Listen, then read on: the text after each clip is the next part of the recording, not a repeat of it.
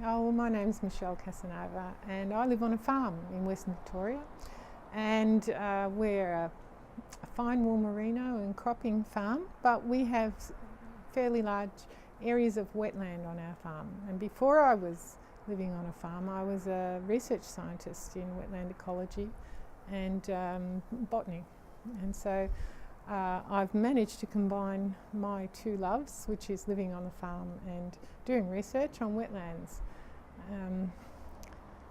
When we first arrived, I realised that the swamps were probably in a dire strait, because there's been an extensive change in land use occurring through the region, from grazing sheep to cropping, and as properties change hands, people take out the fences and they knock down the plantations, and they create a monoculture as much as they can. The GPS farming these days means that it's possible to just go in straight lines for as long as you can, and if you have to turn a corner, it's a waste of time and money. So people have been trying to make their paddocks very long straight lines, and anything that's in the way, like a swamp or a rocky outcrop, has been seen as an impediment.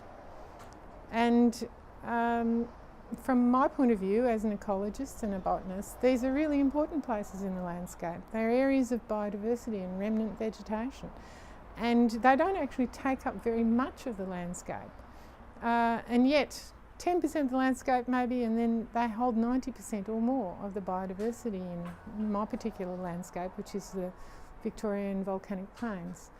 So I've been on a bit of a mission, I suppose, to try to understand why these things are valuable and how people might value them more, and to see if it's possible to get people to change their management of these situations.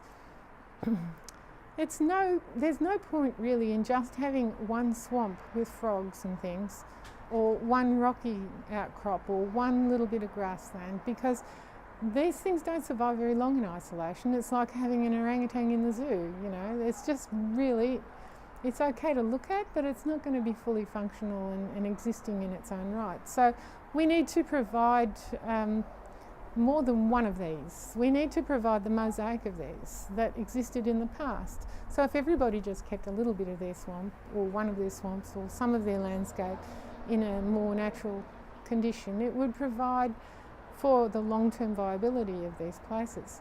And one of the things they require is connectivity, and connectivity is provided by linkages of water or vegetation or birds or dragonflies or frogs and things that move between one good site and another good site.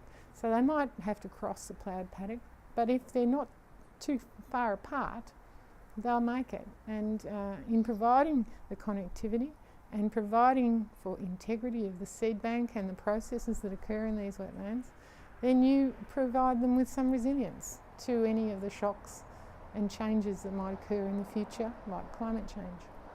Now, the Biolinks Alliance is about trying to get people in disparate groups, in separate groups, to work together to provide some of those connectivities on a landscape scale, which will provide for landscape level birds and animals and plants and populations, as well as people who use the landscape, people who like the landscape and live in it.